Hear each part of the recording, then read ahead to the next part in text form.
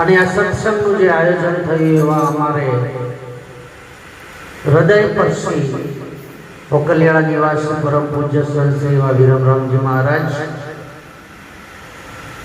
એ જેમ આવે છે એમની સાથે હરદમ પોત એવા અમારે ઓળખી લેજો કાઢાધારી મહાપુરુષ અમારે ધનજીરા મહારાજ વાવગરસ, વડનગર નિવાસી અમારે ભગવાનદાસ મહારાજ, સતલાસણા નિવાસી ધનજીરા મહારાજ, કોઠાસણા નિવાસી અમારે દેવારામ મહારાજ, બીજા નામી અનામી સંતો ભક્તો માતાઓ દરેકના હૃદયમાં બિરાજમાન એકના એક પરમાત્માનું મારા જય ગુરુદેવ. ભજન અને સત્સંગ આપણને ઘણું બધું સમજાવે છે, પણ કોણ જાણે કેમ કે આપણું ભીતર રંગાતું નથી. અને આ વસ્તુ જે છે સદગુરુની કૃપા એ ભીતરમાં રહેવા વાળી વસ્તુ છે. જો ભીતર નહીં રંગાય, ગોરખ મહારાજે પણ કહ્યું છે કે કપડા ભી રંગ્યા અંચડા ભી રંગ્યા, એક ના રંગ્યો તેરે મન કો. એમ જ્યાં સુધી આપણું ભીતર નહીં રંગાય, આટલા સમયથી આપણે આ એક માર્ગે ચાલીએ છીએ, છતાં મંજિલ કેમ દૂર જાય છે. આપણે મંજિલને ક્યારે પહોંચી વળીશું? અને એ મંજિલને પહોંચી વળવા માટે અહીં જે પધાર્યા છે મહાપુરુષોની કૃપા, મહાપુરુષોનો શબ્દ આપણને મળી જાય. અને એ હમણાં એક સાખી બોલાણી હતી કે ચિત્ત ચટક લાગ્યા વિના મળે નહીં કીર્તા. તો આપણને કેમ નથી લાગતું? કેટલા સમયથી આપણે આ કાર્ય કરી રહ્યા છીએ, પણ આ ચટક આપણને કેમ નથી લાગતા? ભમરી જ્યારે ઈયળને ઉઠાવે છે ત્યારે એ નક્કી કરી દે છે કે ઈયળને જ્યારે ડંખ મારે બે પ્રકારની ઈયળ હોય. એક ચેતન ઈયળ હોય કે એને ભમરી જ્યારે ડંખ મારે ત્યારે બે ત્રણ ગુલોટ મારી દે, અને એક થોડી કે મારા જેવી હોય તેને વારંવાર ડંખ મારે પણ હલ નહીં. એટલે જે ના હલાવે એનું ઈયળ છોડી, એ ઈયળને ભમરી છોડી દે, ના ઉઠાવે. એને ખબર પડી જાય કોઈ મજૂરી કરવાની મેળાવે એવો. અને જેને ગુલોટ મારી છે એને ઉઠાવી લે, અને ઉઠાવીને એના ત્યાં સ્થાન ઉપર લઈ જાય. તો લઈ જઈને એના આજુબાજુ બહુ ગુંજન કરે. આ સંતો એ જ કરી રહ્યા છે, બહુ ગુંજન કરે. અને ગુંજન કરતા કરતા એને ભોખ આવી, ભોખ ઈયળ લાગી ઉડવા, એવી એક ભોખ આવી જાય કે ઉડવા લાગે. આપણે આવતી નથી. શું આપણને આ ડંખ નહીં લાગ્યો છે? અમારા દોલતરામજી મહારાજ કહે છે, જ્ઞાન ધ્યાન વે અખંડ પખો ઉડી સાહેબ મસમા,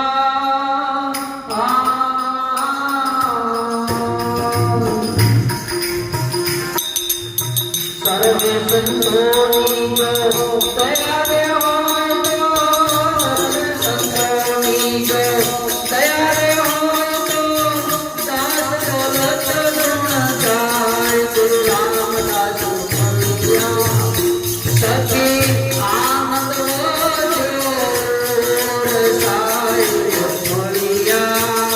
મારી થોડી જીવની જાત સંશય સળિયા.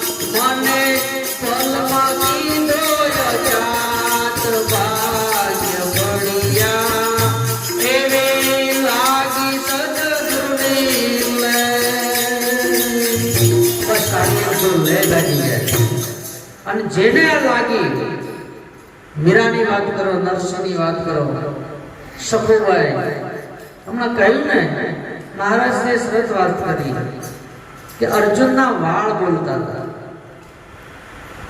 એના અંદરથી કૃષ્ણ કૃષ્ણ અવાજ આવવા, અને તું રૂક્ષ્મણી જેવી મહાશક્તિ જો ઈર્ષા કરે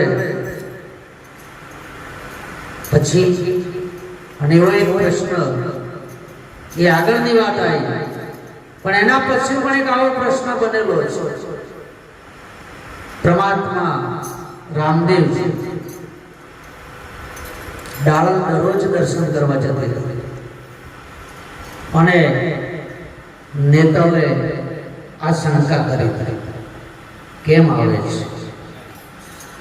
ત્યારે પરમાત્માએ કહ્યું કે ડાળલને એવું થયું કે માં ભગવતી મારી જનેતા અને મારા ઉપર આવું, એના ઉપર શંકાનું વાદળ આવ્યું, જંગલમાં જતી રહીને અનાજ પાણી છોડી દીધું કે બસ હવે નહીં. ત્યારે આ તો તનકી જાણે મનકી જાણે, જાણે અંતરકી ચોરી, તારું છુપાયું શું છુપે, જેને હાથ જન્મ મરણ કી દોરી. જે પરમાત્મા સ્વયં તે બિરાજો હોય અને એનાથી અજાણ હોય, ત્યારે જૈન પરમાત્મા કહે છે ડાળલ કાલથી હું આવીશ, હવે તારે આવવું. અને સાહેબ એની સમાધિ પૂજાય, એ ભજન કામ કરી જાય, પણ આપણે તો કોઠે બેઠા બેઠા કાર્યો કરવી છે.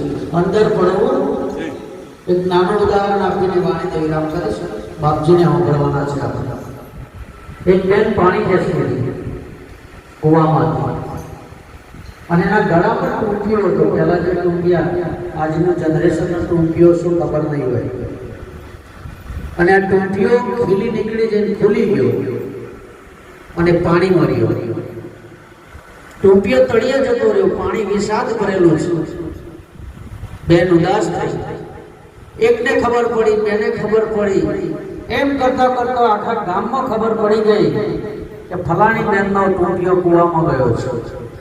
આખું ગામ કૂવાના કિનારે આવી ગયું કોઠે, અને બધા અવાજ કરે, આમ કરો તેમ કરો, પણ હવે ટૂંકીઓ હાથ આવ્યો નથી, એટલો પડ્યો છે, તળિયે જતો રહેલો છે.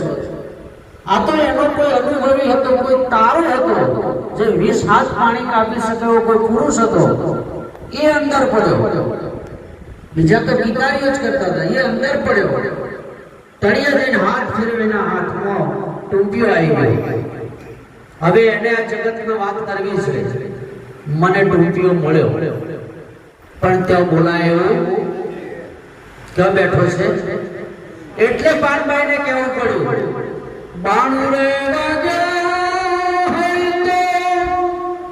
એ બોલાય નહીં પાનભાઈ, આ બાણ રે વાગે નહીં તમને વારસે. આ તો એ જે વીતી હોય જોડે, પર વીતી શું જાણે પ્રીતડી. આ તો જે એના અંદર લય થયો છે, અને એવી જો આપણને લય લાગી જાય તો આ જીવન એક સાર્થક આપણું થઈ જાય. અને જો પરમાત્માને મળવું હોય, પરમાત્માનો સાક્ષાત્કાર કરવો હોય, પરમાત્માને મય બનવું હોય, તો એના માટે એક જ સાધન છે, અને મળી ગયું છે આપણને જે મનુષ્ય અવતાર. જો અહીંથી ચૂકી ગયા તો બીજા કોઈ અવતારે પરમાત્મા મળે એવો આ મળી ગયું છે, તો મોજ માણી લેજો. પરમાત્માનું ભજન, સેવા કોઈને ઉપયોગી જો બની ગયા આપણે આપણા જીવનમાં, અને જો કોઈનો આશીર્વાદ, સંત આશીર્વાદ આપો એવું ના હોય. તમે એવું કોઈ કાર્ય કરી દો સાહેબ, અને કોના હૃદયમાંથી અવાજ આવી જાય તો તમારો બેડો પાર થઈ જાય. એટલે એવું આપણે કાર્ય કરીએ કે જ્યાં ત્યાં આપણને બીજાની શાંતિ આપણને પ્રાપ્ત થાય. ક્યારેય કોઈની હાય ન લેવાય, નહીતર જે મહાપુરુષો હાય લીધી છે, તમે જો અત્યારે હાલ એમના મોટા મોટા આવા અડીંગા ઉભા છે દુનિયાની અંદર, જે જોવા મળે છે, પણ ત્યાં શાંતિ નથી. એટલે જીવનમાં ક્યારેય તુલસીદાસ મહારાજે કીધું, તુલસી હાય ગરીબ કી કબૂ ખાલીમાં જાય, એક ચાંદના પેલું લોહું પણ બળી જાય. એટલે એવી કોઈની હાય આપણાથી ન લેવાય. ક્યારે આ મુખથી પરમાત્માના નામ સિવાય બને ત્યાં સુધી બીજો શબ્દ ન ઉચ્ચારવો પડે એવું આપણે ચાલીએ. અને સંતે કહ્યું છે કે આપણે દ્રષ્ટિ ડગલા દૂર રાખીને ચાલીએ અને જે સંતને વાત કરી છે, જે સંતને વચન મૂક્યો છે, જે સંતને લીટું દોર્યું છે, એ લીટે લીટે આપણે ચાલવા પ્રયત્ન કરીશું તો આપણે મંજિલ દૂર નથી. પણ આપણે ભૂલાવા પડીએ છીએ કે એને ભૂલી અને આપણે આપણી જાતે ચાલવા માટે નીકળ્યા છે. જેમ મા બાપ છે, મા બાપે જે એના બુદ્ધથી આપણને પ્રગટ કર્યા છે, એવું જ સાહેબ સદગુરુ પણ આપણો એક બાપ છે, કારણ કે એને નાદનો પિતા છે. જેમ મા બાપને ભૂલી ના શકીએ તેમ જીવનમાં જો સદગુરુને ચૂક્યા, સદગુરુથી આપણે જો દ્રોહી બન્યા તો આ જીવનમાં ક્યારે આપણને તરવાનો માર્ગ મળે એવો જેવો છે તેવો, હું તો કોઈ જ્ઞાની હોય કે અજ્ઞાની હોય, જેવો છે તેવો આપણો જેમ બાપ છે એને આપણે સ્વીકારીએ છીએ, એમ જેવા છે તેવા આપણા સદગુરુને આપણે માથાના મુગટ રાખી ફરીએ. આટલું કહી મારી વાણીને વિરામ બોલો. સદગુરુ ભગવાન કી